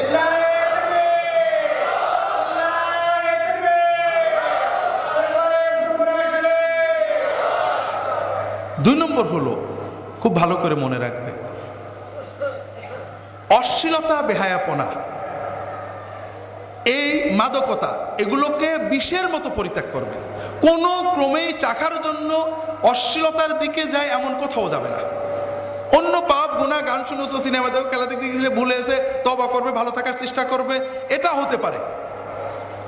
ধূমপান করে ফেলেছিলে, কিন্তু মাদকতা, সেটা মদ হোক, বিয়ার হোক, হিরোইন হোক, ড্রাগস হোক, এর দিকে যাবে না। আর অশ্লীলতা, কারণ এইখানে গেলে ইমানটাও নষ্ট হয়ে যাবে, ব্যাক করার তেমন সুযোগ থাকে না। 3 নম্বর হলো, চলার পথের কিছু সাথী লাগে। রাজনৈতিক অস্থিরতা, রাজনৈতিক দল, এটা আমাদের জন্য একটা বার্ডেন। বিশেষ করে ছাত্র রাজনীতি, যুবক রাজনীতি উন্নত দেশে নেই।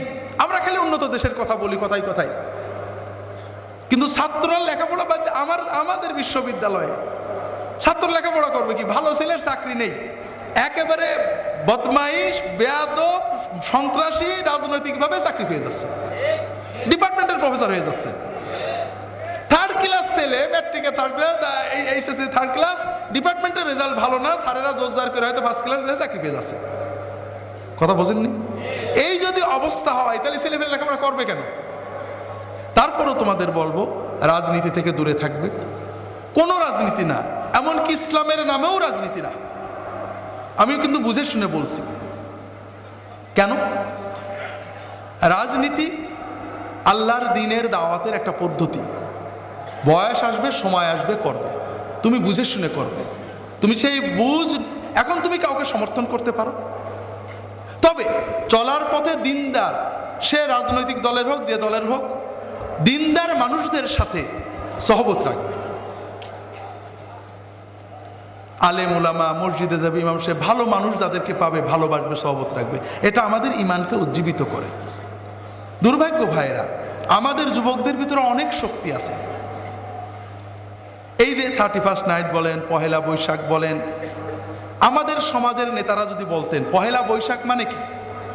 পহেলা বৈশাখ মানে রাসূলুল্লাহ সাল্লাল্লাহু আলাইহি ওয়াসাল্লামের হিজরতের বর্ষ যাপন। এটা বাংলা কত সাল? বাংলা কত সাল ভাই? হ্যাঁ, 18 মানে কত? 18 আমরা বলি 2011 সাল না, আমি বলি 2011 সাল, ঠিক না? এর শুরু কোন জায়গাতে, কত থেকে? 2011। ঈসা নবীর জন্ম থেকে 2011, ঠিক না? আমরা যে বললাম 1418, কোন থেকে শুরু? এক কিসের এক? রাসূলুল্লাহ সাল্লাল্লাহু আলাইহি ওয়াসাল্লাম হিজরতের এক। আমাদের বাংলা বর্ষ হলো নবীজির হিজরতের বর্ষ। আমরা যদি বলতাম রাসূলুল্লাহ সাল্লাল্লাহু আলাইহি ওয়াসাল্লাম যেমন পাপকে বর্জন করে, অন্যায়কে বর্জন করে তিনি সত্যের জন্য ত্যাগ করেছিলেন, আসো হিজরি নববর্ষে এই পহেলা বৈশাখে আমরা অন্যায়কে বর্জন করার প্রতিজ্ঞা করি। আমরা প্রত্যেকে, আমরা এই পহেলা বৈশাখে রিক্সা চালাবো, মেসে কাজ করব, গ্যারেজে কাজ করবো, যত টাকা আয় করব, গরিবদের জন্য কল্যাণের কাজ করব। যুবকরা করতো না? আসো পহেলা বৈশাখে আমরা সবাই মিলে আমাদের এলাকার গরিবদের মাটি কেটে ঘর বেঁধে দেব, 10 জন গরিবের শিক্ষার ব্যবস্থা করব। যুবকরা পারতো না? সমাজ উপকৃত হতো। লস হতো শুধু ওই বাণিজ্যিক সাম্রাজ্যবাদ, যারা বিয়ার বেচে আর মেলায় জুয়া করিয়ে কোটি টাকা আয় করবেন। কথা বুঝতে পেরেছেন? কিন্তু দুর্ভাগ্য এবং দুর্ভাগ্য, আমাদের সামাজিক যারা নেতৃবৃন্দ কেন এটা বুঝছেন না? সামান্য লাভের জন্য, লোভের জন্য যুব সমাজকে, দেশকে ধ্বংস করছেন। আল্লাহ তাআলা কোরআন কারিমে বলছেন, ইন্নাল্লাযীনা ইউহিব্বুনা আন তাশিআল ফাহিশাতু ফিল্লাযীনা আমানু লাহুম আযাবুন আলীমুন ফিদ দুনিয়া ওয়াল আখিরাহ ওয়াল্লাহু ইয়ালামু ওয়া আনতুম লা তা'লামুন। যারা পছন্দ করে, চায় যে মুসলমানদের সমাজে অশ্লীলতা প্রসারিত হোক, আল্লাহ বলছেন যে চাবে যে মুসলমান যুবক যুবতী অশ্লীলতায় যাক, মুসলমান সমাজ অশ্লীলতা ছড়াক, আল্লাহ তাকে দুনিয়াতে শাস্তি দেবেন, আখিরাতে শাস্তি দেবেন। আল্লাহর ওয়াদা ভাইরা। কাজেই আপনারা যারা যে যেখানে যে পরিমাণ দায়িত্বে আছেন, মেলা হচ্ছে, হাউজি হচ্ছে, অশ্লীলতা হচ্ছে, যে কোনোভাবে অশ্লীলতা ছড়াচ্ছে, মাদকতা ছড়াচ্ছে, বেহায়াপনা ছড়িয়ে যাচ্ছে, 31st নাইটের নামে হোক, আপনি পুলিশ বিভাগে আছেন, আপনি মন্ত্রী মিনিস্টার আছেন, আপনারা প্রত্যেকে আপনাদের ক্ষমতা বিরিয়ানি খাইতে থাকুন, আমাদের কোনো আপত্তি নেই। আমরা আপনাদের ক্ষমতা ভাগ নিতে যাব না। তবে আপনাদেরকে বলছি ভাইরা, অন্যায় হবে, ভুল হবে, পাপ হবে, গুনাহ হবে, তওবা করবেন, মাফ করবেন, কিন্তু আল্লাহর সাথে যুদ্ধ করতে যেন না। আপনি যদি জেনে শুনে অশ্লীলতাকে প্রশ্রয় দেন, মাদকতাকে প্রশ্রয় দেন, আমাদের যুব সমাজের চরিত্র ধ্বংসে সহায়তা করেন, দুনিয়ার বিচারে হয়তো আপনার কিছু হবে না, কিন্তু আল্লাহকে আপনি ফাঁকি দিতে পারেননি। এই দুনিয়াতে আপনাকে শাস্তি পেতে হবে, যন্ত্রণাদায়ক শাস্তি। পরিবার থেকে, সমাজ থেকে নিজের জীবনে নরক যন্ত্রণা উপভোগ করবেন, কিন্তু কাউকে বলতে পারবেন না যে কি কষ্টে আছেন, আর মৃত্যুর পরে যন্ত্রণা আপনাকে আর ছাড়বে না।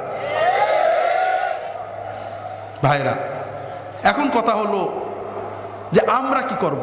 আমরা তো কোনো ক্ষমতাই নেই। হ্যাঁ, আমাদেরও দায়িত্ব আছে।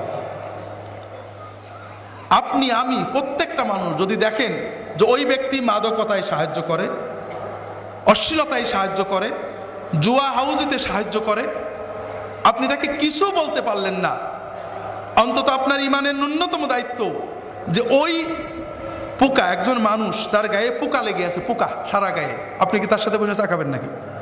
খাবেন? খাবেন না।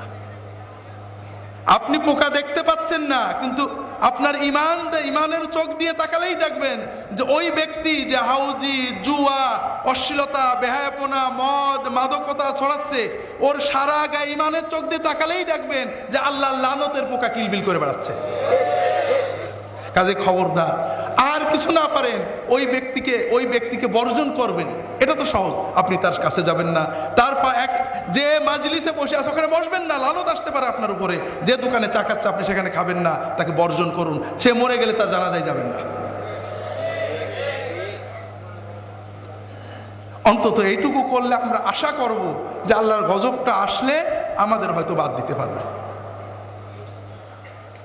যাই হোক, যেটা বলছিলাম, যুবকেরা এগুলো করো। আমাদের মরহুম পীর সাহেব হুজুর হিলফুল ফুজুর গঠন করছিলেন কি জন্য? রাজনীতির ডামাডোল থেকে মুক্ত থেকে। রাজনীতি করবে বড় হয়ে তারা, যদি তাদের ইচ্ছা হয়। আমরা রাজনীতি বিরোধী নই, তবে ফুরফুরার রাজনীতি, জাতীয় রাজনীতি, দলীয় রাজনীতি না। কেমন? আমার লেখা ইসলামের নামে জঙ্গিবাদ এবং ফুরফুরার পীর আবু জাফর সিদ্দিকীর লেখা আল মৌজুয়াত বইটা, এর ভিতরে ব্যাখ্যা পাবেন। আমি গত 2 দিনে মূলেই গেছি, আমার বইয়ের একটু ক্যানভাস করি মাঝে মাঝে। আমার বইগুলো এখানে আছে। যারা পুরনো অনেকেই বই নিয়েছেন, নতুন 2-1টা বই আছে। যারা নতুন এসেছেন বইগুলো নেবেন, ইনশাআল্লাহ ফায়দা হবে। তো যেটা বলছিলাম, ইসলামের নামে জঙ্গিবাদ এবং আল মৌজুয়াত বইয়ে বিস্তারিত ব্যাখ্যা পাবেন। আমরা যে বর্তমান রাজনীতি করি, এই রাজনীতি এসেছে ইউরোপ থেকে। গণতান্ত্রিক দলীয় রাজনীতি, ভোটের রাজনীতি। তবে রাষ্ট্র যখন আছে, রাজনীতিও থাকে। সাহাবায়ে কেরামের যুগ থেকে রাষ্ট্রের অন্যায়ের পরিবর্তনের জন্য সাহাবায়ে কেরাম, তাবিঈনগণ, তাবে তাবিঈন, তাদের পদ্ধতিটা ছিল যে রাষ্ট্র সরকারকে তার অন্যায় বলে দেওয়া, অন্যায়ের বিরুদ্ধে জনগণকে সচেতন করা, সরকারের উপরে চাপ দেওয়া, যতটুকু সম্ভব অন্যায় বন্ধ করা। তোমার ক্ষমতায় তুমি থাকো, কিন্তু অন্যায় সংশোধন করো, নাইলে আল্লাহর গজব পড়বে, জনগণ খেপবে। তুমি ভালো থাকো, যা করো করো, তোমার ব্যক্তি জীবনে মদ খাও, চুরি করো, যা করো করো, তবে এই রাষ্ট্র পরিচালনায় বেহিসাবি করা যাবে না, অন্যায় করা যাবে না। কথা বুঝতে পেরেছেন? আলেমরা এইভাবে চেষ্টা করেছেন। উমাইয়া যুগে, ইয়াজিদের যুগে, আব্দুল মালিক ইবনে মারওয়ানের যুগে, হিশামের যুগে, মামুনের যুগে, আমিনের যুগে অনেক রাষ্ট্র ইসলাম বিরোধী কঠিন কুফরি মতবাদ রাষ্ট্রে চাপানো হয়। আলেমরা প্রতিবাদ করেন, কিন্তু ক্ষমতা থেকে ক্ষমতাদারদের সরানোর কথা বলেন না। এমনকি অস্ত্র নেওয়া, বিদ্রোহ করাকে কঠিনভাবে হারাম বলেছেন। অন্যায়ের প্রতিবাদ করো, চেষ্টা করো, সব আমরা সংশোধন করে দেবো, এটা আমাদের দায়িত্ব না। কথা বুঝতে পেরেছেন? আইন শৃঙ্খলা আমার বইয়ে বিস্তারিত পাবেন। মুজাদ্দিদে আল-ফিসানি, আকবর প্রতিষ্ঠা করলো দ্বীনে ইলাহি। নামাজ নেই, রোজা নেই, কালেমা নেই। কালেমা হলো আল্লাহু আকবার, সালাম নেই, আল্লাহু আকবার মানে আল্লাহ হলো আকবর, নাউজুবিল্লাহ। তো এই দ্বীনে ইলাহির প্রতিবাদে প্রচন্ড আন্দোলন শুরু করলেন মুজাদ্দিদে আল-ফিসানি। তাকে জেল দেওয়া হলো। জনগণ তার সাথে, সেনাপতিরা এসে বলল যে হুজুর অনুমতি দেন, জাহাঙ্গীরকে খতম করে আপনাকে ক্ষমতায় বসিয়ে দেব। না, রাষ্ট্রে আছে থাক, ও আমরা পারবো না, কিন্তু তাকে এই দ্বীনে ইলাহি উঠাতে হবে। এমন অবস্থা হলো, শেষ পর্যন্ত বাদশাও তার ভুল বুঝলেন, দ্বীনে ইলাহি উঠলো এবং আবার ইসলামের পূর্ণ প্রতিষ্ঠা এসে গেল। কথা বুঝতে পেরেছেন? এটা হলো জাতীয় রাজনীতি, অর্থাৎ অন্যায়ের পরিবর্তন করা যতটুকু সম্ভব। দলীয় রাজনীতি হলো যে তোমার দ্বারা অন্যায় হবে, তোমার দ্বারা ভালো কোনোদিন হবে না, তুমি একটু যাও, আমরা যে ঠিক করব। কথা বুঝতে পেরেছেন? এটাও ভালো গণতান্ত্রিক ব্যবস্থায়। তবে আমরা ইউরোপ থেকে গণতন্ত্র নিয়েছি বটে, হজম করতে পারিনি। এটা মানুষের ভিতরে শত্রুতা, হিংস্রতা তৈরি করে। এটা যারা করছেন, এটাও দাওয়াতের একটা প্রক্রিয়া। এটা আমরা সমর্থন করি। মানুষ দাওয়াত দিচ্ছে, ভুলভ্রান্তি হচ্ছে, অনেক ভুলভ্রান্তি আমার এই সুনান বইয়ে পাবেন, ইসলামের নামে জঙ্গিবাদ বইয়ে পাবেন, ইসলামী রাজনীতির ভুলভ্রান্তি, ভালো পজিটিভ নেগেটিভ দিকগুলো। তবে যুবকেরা, ছাত্ররা এর ভিতরে ইনভলভ হোক, এটা আসলে ঠিক না। সক্রিয় রাজনীতিতে ছাত্রদের অংশগ্রহণ যেভাবেই হোক এটা আমাদের ক্ষতি করে। এজন্য আমাদের মরহুম পীর সাহেব হুজুর হিলফুল ফুজুল করছিলেন রাজনৈতিক ডামাডোল থেকে মুক্ত হয়ে চরিত্রবান সৎ যুবক ছাত্র তৈরি করা। তো মুশকিল হলো রাজনীতির গরম না থাকলে কিছু চলে না। তারপরে অনুরোধ করব আপনারা যে যেখানে আছেন এই ধরনের আমব্রেলা তৈরি করে যুবকদেরকে একত্রিত করেন, তাদেরকে ভালো কাজে ইনভলভ করেন, সমাজ গঠনমূলক কাজে ইনভলভ করেন, লেখাপড়া শেখান, ভালো ভালো সমাজ গঠনমূলক কাজে তাদের বিভিন্ন সময় নিয়ে যান। এগুলো যদি করেন হিলফুল ফুজুরের ব্যানারে, তাহলেও অন্তত ছেলেরা ভালো থাকার ব্যবস্থা হবে, ঠিক না ভাই? আল্লাহ সবাইকে তৌফিক দান করুন, আমিন। এর পরেরগুলো আজকে আর বলতে চাচ্ছি না, ইনশাআল্লাহ অনেক সময় হয়ে গেছে, 10টা বেজে গেছে। আল্লাহ বাঁচিয়ে রাখলে পরে হবে। আল্লাহ তাআলা আমাদের সবাইকে তৌফিক দান করুন, আমিন। আপনি কি হেরার আলোয় আলোকিত হতে চান? আপনি কি সুন্নার আলোকে জীবন গড়তে চান? প্রফেসর ডক্টর খন্দকার আব্দুল্লাহ জাহাঙ্গীর রচিত কোরআন সুন্না ভিত্তিক জীবন ঘনিষ্ঠ বইগুলো পড়ুন, সুন্দর জীবন গড়ুন। ইসলামী আকিদা, হাদিসের নামে জালিয়াতি, ইহয়াউস সুনান, রাহে বেলায়েত সহ আরো অনেক বই। কোরআন সুন্নার সাথে থাকুন, জীবন বদলে যাবে। যোগাযোগ আর সুন্না ট্রাস্ট 01715400640।